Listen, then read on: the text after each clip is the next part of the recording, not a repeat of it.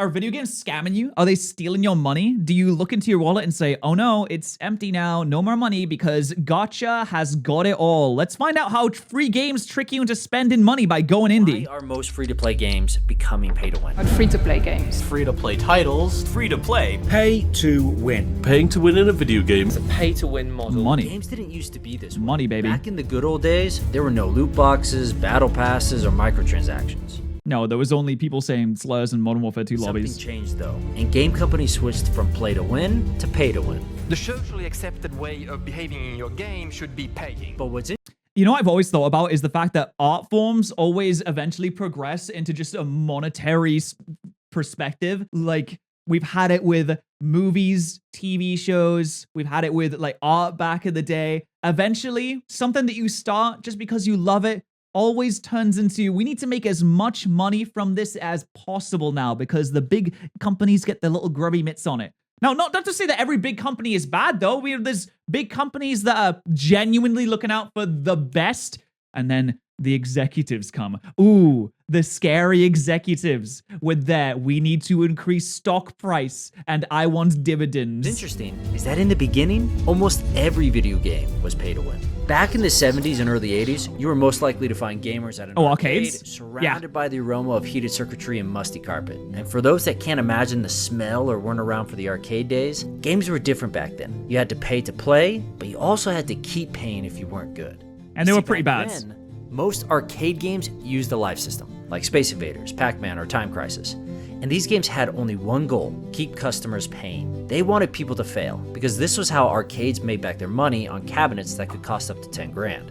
Yeah, but there was also a social aspect to that as well, because you'd be there in person. So a lot of it was like the social pressure of you wanted to be the absolute GOAT on the Simpsons 2D side-scrolling fighting game. You wanted to be like better than anyone. You wanted to have the high score, so you're like, oh man, I kind of took the L on this run, but like if I try again, if I just insert another 25 pence, then who knows? Maybe I could get the crazy run and beat the final boss of the Simpsons game. I just loved the Simpsons game in the arcades. It was so freaking good. Maybe it wasn't even good. Maybe I was just a pea-brained 5-year-old. Also why you'd see 30 people craning their neck to watch one guy for hours. Dumping quarter after quarter every few minutes as a teenager was pricey. But with the rise of home gaming in the 80s and 90s, arcades started dying off. Why spend all your lunch money trying to beat Ninja Turtles when you could buy the game once and play it as much as you want? So with the demise of arcades, the pay-to-win model went into hiding, at least for a little while. What's crazy though, it went into hiding. Like it's some kind of enemy general from a different army. Would take almost 20 years to reappear, needing free-to-play games, Piracy, and League of Legends for it to come back bigger and badder than ever. What's even more crazy is that it all started with Doom. Did it? Did Doom get never been something DLC? Quite like Doom. It was massive, and it changed video games forever. Doom had top-of-the-line 3D graphics, there was a PC multiplayer, it supported mods, but most importantly, the game was free to play. You have to understand, this was insane to do back then. The game was free to play? I actually genuinely did not know that about Doom. I thought Doom was, well, I mean, you buy it on a cartridge, surely. If you buy it physically, and you need to buy it physically, so unless you just download it online. Did they release Doom free online when it was originally made? That'd be insane. Didn't have free-to-play games. Remember, everything was physical. You purchased games on floppy disks or cartridges. Digital games weren't a thing, so free-to-play games weren't free to distribute, meaning id Software had to buy millions of floppy disks, then print Doom on millions of disks, then ship these disks around the world. Wow, so Doom was made as a set of 3 episodes under the shareware model, marketing the full game by releasing the first episode free. Oh, the first episode of Doom was released for free. Okay, so it's almost a little bit like a demo. I assume it's not exactly like that, because I didn't play it, so I don't know exactly what it was like, but it must have almost been like a demo, right? Hundreds of thousands before ever making a dime. So why would they do this? Well, back then, developers were not the ones who made the most money off their games. Most of the money went to the publishers, and developers often got That's still true. I mean, honestly, that is still true to this day. The developers, if you're talking about the individual developers that are in the trenches, that are fighting back against the enemy armies of the bugs and the angry customers, those developers, they don't make all the money. It's all the people that own like the publishing companies and people at the top of the developer companies as well. They'll probably make a pretty penny if they release a good game. But the people that own the rights to everything overall, they're getting all the moolah. Percentages and royalties. Id didn't want to go this route, so they decided to try the free-to-play model known as shareware at the time. Using it before he pays for it. That's the wonderful thing about shareware. Okay. He actually has it in his hands, and he sees if it's fit for his purpose, and if it isn't, he doesn't have to use it and doesn't have to pay for it. The goal was to get Doom in the hands That's of as crazy. many players as possible and hope they could upsell. A high-risk, high-reward strategy. For those confused on how shareware works, think of it like a phone game. Players only get access to the first few levels, with the rest of the game being restricted behind a paywall. The goal That kind of sounds like how free trials are used nowadays. You know, with every single subscription service, it's like, hey, you want to pay maybe a little bit, but we give you a free month trial first. You want to watch anime on Crunchyroll? Hey, well, you can pay, but also don't worry, we'll give you a free trial so that you know that you like the service first. Doom was a trailblazer. goal is to get people hooked, and if they want to play the rest of the game, they need to call and pay for a code that unlocks the rest. A little Oh no, see, that just takes out every single gamer at once. That's how you know it's not going to work, because they have to call someone on the phone. Today's generation, they can't call anyone on the phone. We want to text each other and send messages and send email. We can't speak to each other. Humanity is dead. little more convoluted than just adding your credit card, but the beauty of this model was that id would get 100% of the revenue instead of splitting it with the publisher. It worked. Nice.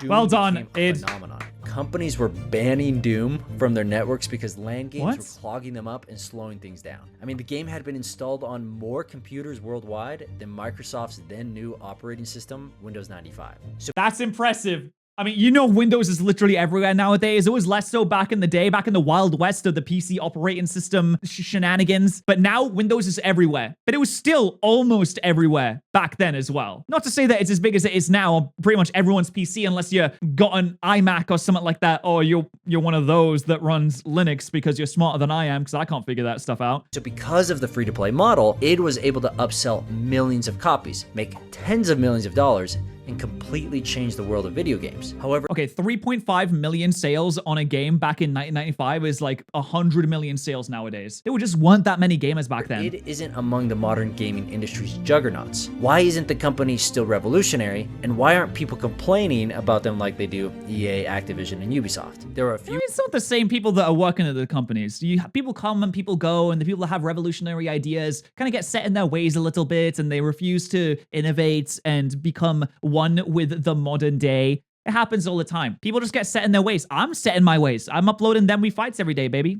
few reasons, such as the founding team breaking up or creating some disappointing sequels. However, the main reason is that id got comfortable. They were years ahead of their time with the free-to-play model, but they That's it. ignored the main reason for Doom's global success and released their following game, Doom 2, for $40 a piece. They completely forgot the power of the free-to-play model, and as a result, they stopped making free-to-play games. Slowly, the company fell apart. So with the failure of id, the free-to-play model It isn't doing that bad nowadays, though, is it? Look, I mean, they're still releasing games. They released Doom Eternal. I mean, the Rage games are like fine, I suppose, but the new updated Doom games are actually kind of good. They're pretty sick. They're publishing games back in the 90s. They don't release as many games as they used to. And they probably went in a massive downswing on the early 2000s because, let's be honest, who's buying Quake Live? Okay, Quake Live, never mind. The people are buying that. Who's buying new Mutant Bash TV?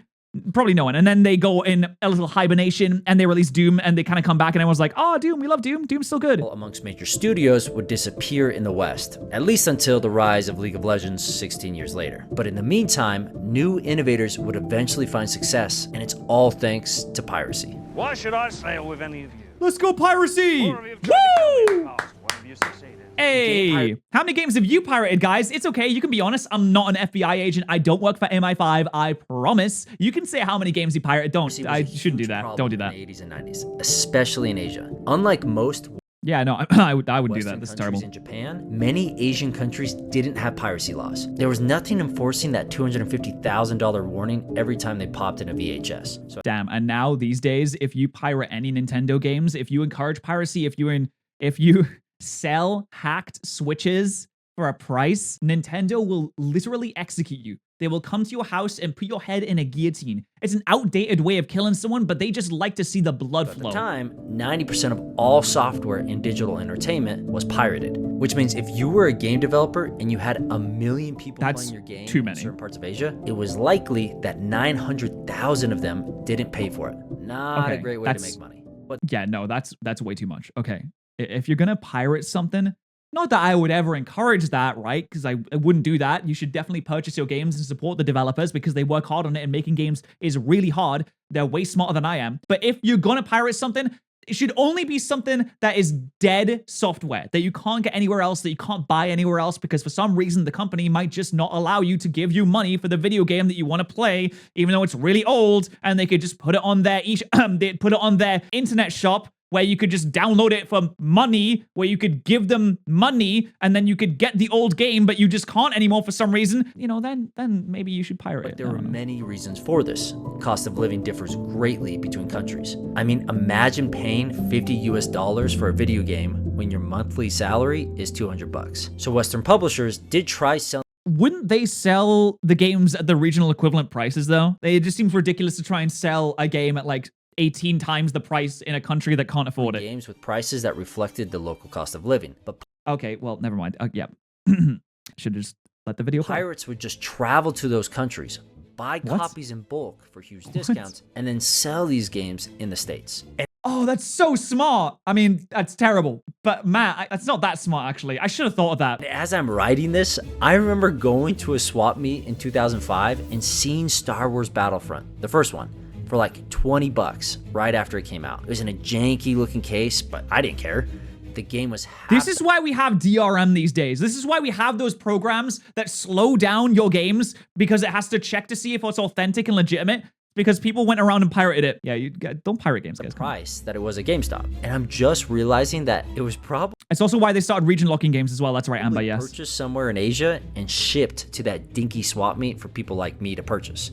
So we can see that the rampant piracy in Asia and the rise of the internet, up and coming Asian publishers really needed to innovate to succeed. And the first company to do it was Nexon. Unsurprisingly, Nexon was a Korean company, one of the countries most affected by piracy, and they released the first digital free-to-play game called 64%? Quiz in 1999. This MMO set off a chain reaction, setting in motion a wave of Asian free-to-play games. Nexon had finally figured out how to monetize video games in Asia, and they didn't stop there. Nexon went on to create MapleStory, the There's first MapleStory. game. I know there's a ton of you guys out there that played MapleStory. I've never actually played it. MapleStory is up there with maybe even World of Warcraft for how popular it was back in the day. 2003. I didn't realize it was free to play, Also though. the first game to feature loot boxes inspired by the real-life gachapon toy dispensers. But while many Asian studios were innovating, the West continued as if nothing had changed, selling physical games in retail stores. Because if it's not broke, don't fix it. Yeah, they could get But away with it. It was fine. The West may not have had as much rampant piracy as Asia, but I remember the good old days of Pirate Bay and LimeWire. You'd have a dedicated computer for all your games, music, and viruses. So the US Yeah, I was going to say, you literally have a dedicated spreadsheet of places where you can download, like, someone stepping on a rat. And you're like, oh, I want to download the latest Eminem album. Here we go. Uh-oh, it's someone kicking a dog. It's a video of someone kicking a dog. That's great. I spent 5 hours downloading this, and it's not what I wanted at all. All right, I'll just try again because it's better than spending money for some reason. At that point, you just give up and spend money, right? still had piracy, enough that the music industry was actually failing in the 2000s because of it. That said, piracy wasn't the only problem with the Western status quo. You see, the industry was growing, and companies wanted more people playing their games, but $50 price tags were keeping a lot of people out of the gaming market. So the other problem was price elasticity of demand.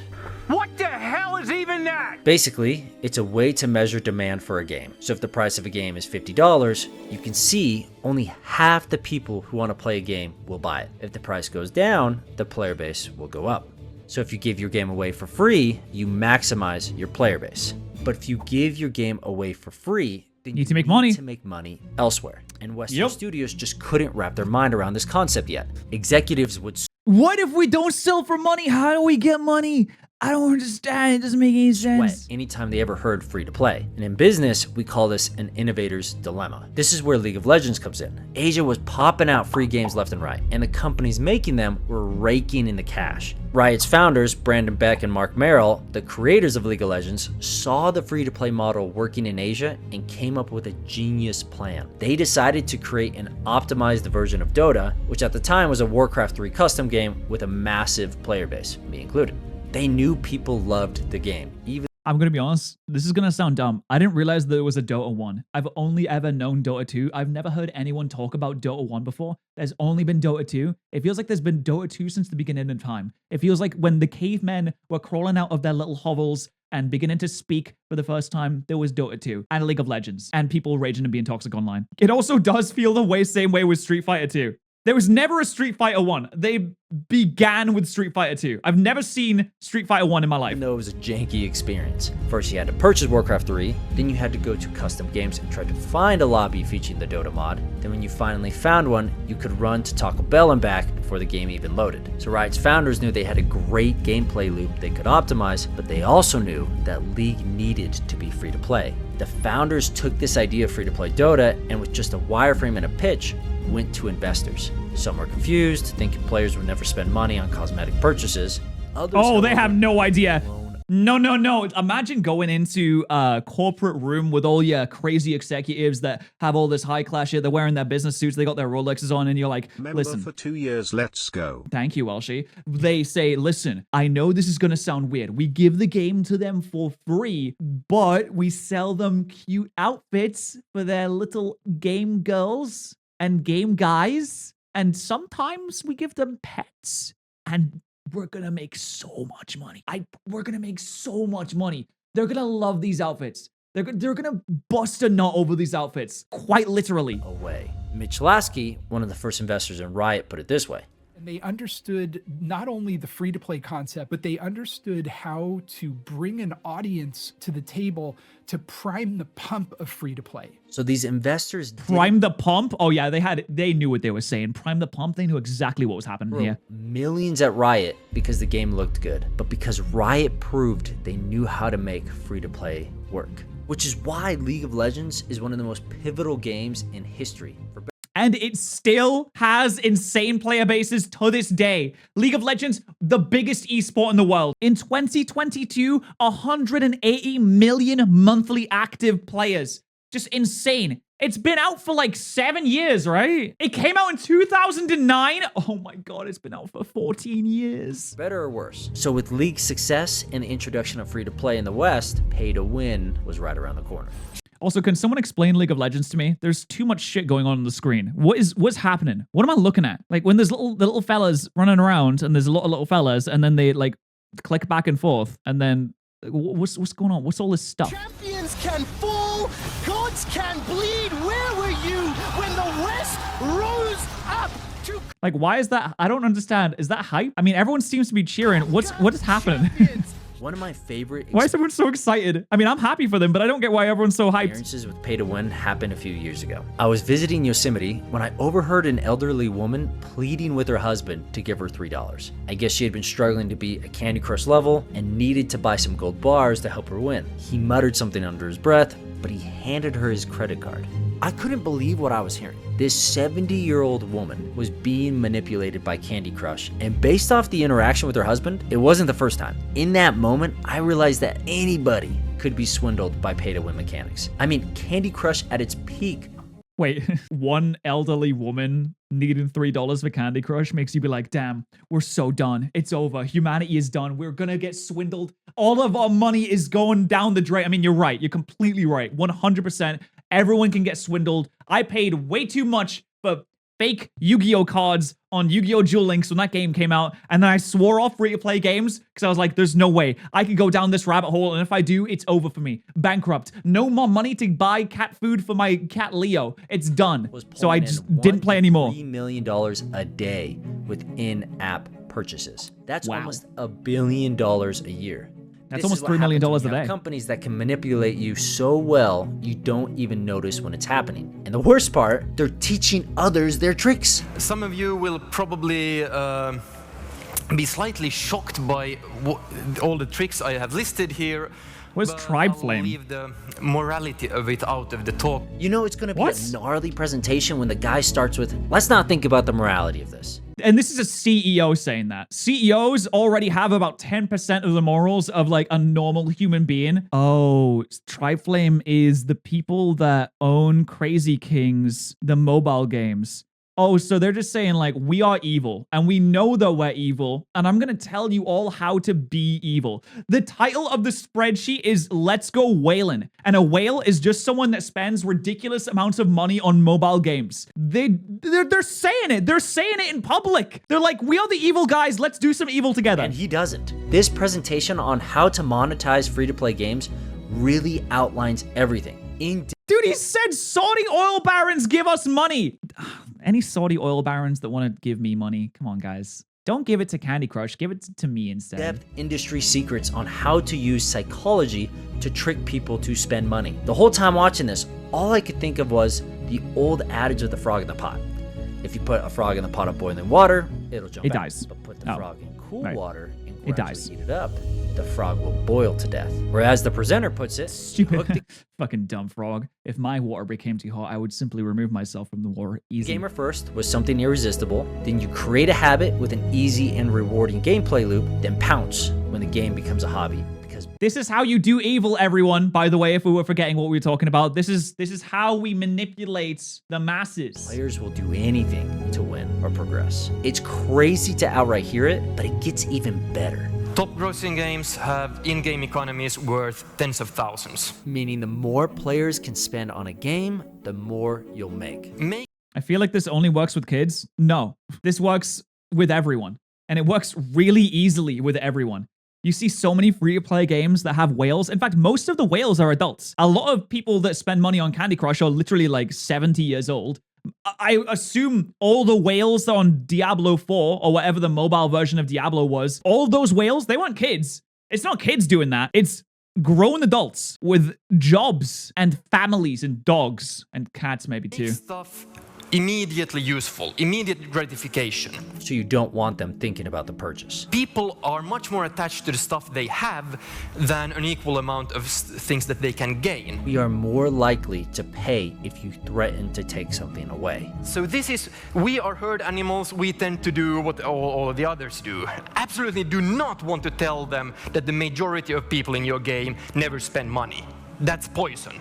Never tell them that. And my favorite of all, Absolutely never tell anyone that the majority of the people watching this video aren't subscribed to patterrz. Never tell them that. Make sure that your games aren't too skill-based. the craziest part about all of this is that what he's talking about isn't even the worst of it. It's terrible that game studios have taken these strategies and turned most free-to-play games into pay-to-win. But some It does suck because there are a lot of really good mobile games out there. And I would encourage you, don't spend too much money on mobile games. There's much better things that you could be spending your money on, like, I don't know, like maybe like beverages at Gamer Subs using code patterrz. I mean, that's just one of the things that you could, using the link in the description, which you could do.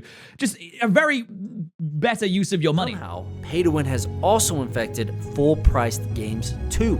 You're not only having to pay to play, but they want you to keep paying. Sound familiar? We seem to have... Hey, listen, that is to give you a sense of pride and accomplishment when you finally unlock Darth Vader in Battlefront 2. I remember when they did that, when Battlefront 2 came out, and they said, why is Darth Vader hidden behind loot boxes? That's kind of cringe. Why can't we just like unlock him normally? And they said, oh, it's because we want you to get pride and accomplishment when you unlock him using your money. Give us money, please. Now would be nice. Or tomorrow. That's fine too. come full circle. We are somehow back in the arcade days where I'm more likely to just watch someone else play because it's too expensive for me to keep up. And I know that you know who really took this pay-to-win model to a new level. The two-time worst company, EA. EA saw all these free-to-play games using pay-to-win strategies and thought, we could do better. At first glance, it didn't seem like a big deal. Like the cosmetics in MapleStory, who cares if someone wants to pay for a purely visual change? But over the years, loot boxes went... I really miss when you could just play a game and unlock characters in the old Dragon Ball game or old Fighters games where you could just play the game and you unlock all the characters and it's not something that you need to buy or pay for the most part. There's some games that still do that to this day, which I think is quite sick. but it just felt like I'd actually have a sense of pride and accomplishment when I unlocked that character. And I was like, oh my God, I finally got him. Like in the Godzilla game, the 3D Godzilla game, where you run around, this Godzilla game was sick. And you'd unlock the monsters by just like playing through the game. So you get the sick monsters. Like I wanted Mecha Godzilla so bad when I played this. Oh, I love that one. But anyway, it feels like we don't really have that kind of feeling anymore. Game additions to full-on progression systems. It was finally perfect in the eyes of EA. They were following the advice of the very moral presenter when he says, The reason I highlighted convenience up there or progress is that most of your sales will be here. Customization, hats and stuff, they're nice, but you'll have a single-digit percentage of your income coming from that. you make the real money monetizing progression systems. This is disgusting. I've seen so many games that have EXP boosters that you can buy. And the only thing that tells me is that you've slowed down the game so that you're incentivized to buy the EXP booster. That's all it tells me. I'm like, okay, why would I need an EXP booster unless the game doesn't give you enough experience as you're playing it normally and you only get the adequate amount if you fucking buy it. Shadows of Mordor did that, and I love that game, but that was so dog shit that they did that. Cosmetics. So EA shipped this new model with the brand new game, Star Wars Battlefront 2. 12 years after I purchased the first Battlefront game at a swap meet, I found myself reading article after article about Battlefront 2. Everyone's conclusion? The game was pay to win. People lost their minds. Get 4 planets! Controversy Okay, that's Angry Joe. He loses his mind at like everything. It's kind of his thing. just won't stop coming. I would recommend not buying this game just because of the anti-consumer practices. EA Okay, if Critical says it, then I believe him. tried to It also got the most downvoted Reddit post of all time at negative 669,000 downvotes. There it is. The intent is to provide players with a sense of pride and accomplishment for unlocking different heroes. I want to throw up. I want to throw up on this post. I want to print it out and throw up on save it. face, but the backlash was immense, so EA backed down. Loot box were grabbing the attention of governments. Was pay to win leaving AAA games? Were we finally free? Nope. Although we won against EA and loot boxes are disappearing, all sorts of games continue to hide. There is the Shadows of Mordor, the Shadows of Mordor experience booster, like I just said. Man, I really like this game as well. What really annoys me about this freaking game is how good the systems within it are, but they patent the Nemesis system, which is like one of the best systems I've ever seen in a video game, and then they do this bullshit with loot chests and XP boosters in a single-player game. It's single-player. Why are you doing loot chests in it? To hide pay-to-win mechanics in their games. So pay-to-win isn't going anywhere. Unless governments step Genshin, in, baby. or studios find a more lucrative solution. Which brings me to my final piece. We need an ethical and lucrative solution to get rid of pay-to-win. Just like before with the introduction of the free-to-play model, game studios are stuck, and they do not know how to overcome it. With inflation rising and costs soaring, studios need to make more money on their games now more than ever before. But I think studios maybe should stop spending so much money on games. Like they invest all of this money and they hire so many people and they spend so long making games because making games is harder now because graphical requirements are higher and people want bigger games. But I don't know if people really want bigger games. I'm totally down with a very tight storyline with a few characters that you can really get to learn and love and enjoy, and a well-written story that lasts 10 hours and then you're done. Not every game has to be 7 billion hours long with 16 times the detail and 1,000 planets that you can visit and explore that don't really have anything interesting on it, because even with 7 billion employees, you can't put enough content into all of those places anyway, so it has to be procedurally generated, and procedural generation content is bad and not good. We could make smaller games. One of my favorite games of all time is Disco Elysium. It's not that long. It's just really, really well written, and it's amazing. Why can't we have more smaller games? They'll cut off large chunks of their player base, which is why it took so long to see games rise above $60. But these game companies should No one also wanted to know raise the if price. they keep going down this road of pay to win, they'll destroy their brand and future sales. Short-term thinking is hindering their potential. The hybrid model trend and the excess of manipulative monetization strategies can't last forever. Hey, listen, there are still good games out there doing the correct practice. Like Captain in the chat just pointed out, there's Spider-Man 2. There's Tears of the Kingdom. Again, these are pretty large games, but they're not overly way too long. There's a lot of stuff you can do in it. They spend a lot of time making it. There's a lot of soul in them. Baldur's Gate 3. Again, I know I just asked for smaller games. I'm listening to some really long ones, but they're the ones doing it right. They're the ones that genuinely seem to actually care about the customer experience. They're not shoving microtransactions in it, and people love them. People think they're great. They're doing amazing. They're reviewing incredibly. They're going to be the best games of the year. Gamers are starting to wise up. So these companies are in a pickle. They need to think long term, but don't know how. This is where true innovators shine. When you're in that pickle, you are forced to find creative solutions to unique problems. Those that don't will die or be bought by those that do. This is why League of Legends was so successful and why I'm so bullish on indie studios. When you're small, you have to innovate to succeed. And whoever creates a great game that doesn't limit a game's value, like pay to win, but adds value in a unique way will become like Doom in the 90s or League of Legends in the 2000s. And that's not to say that big companies can't do it well. I just listed 3 big game companies, Baldur's Gate, Spider-Man, and Zelda, that were just great. I honestly think that even though it may seem all doom and gloom, that 2023 is the best year for video games that we've potentially ever had, right? Since maybe 2007 was the last year that we had a selection of such goated experiences. So don't let it be all doom and gloom. Don't go away from this like, oh no, the industry is dying. Everything's going to be bad soon. Everyone just wants our money and have no money to spend it on. There's still a lot of good stuff out there. You just need to keep an eye on what you're buying and invest your money where you think that you're going to get the best return on that in terms of experiences. Just make smart purchases. Anyway, thanks so much for watching. I think that was a great video from Going Indie. You can go and subscribe to their channel. I would absolutely recommend that you should. And if you want to see more of my dumb face, then you can subscribe to this channel as well.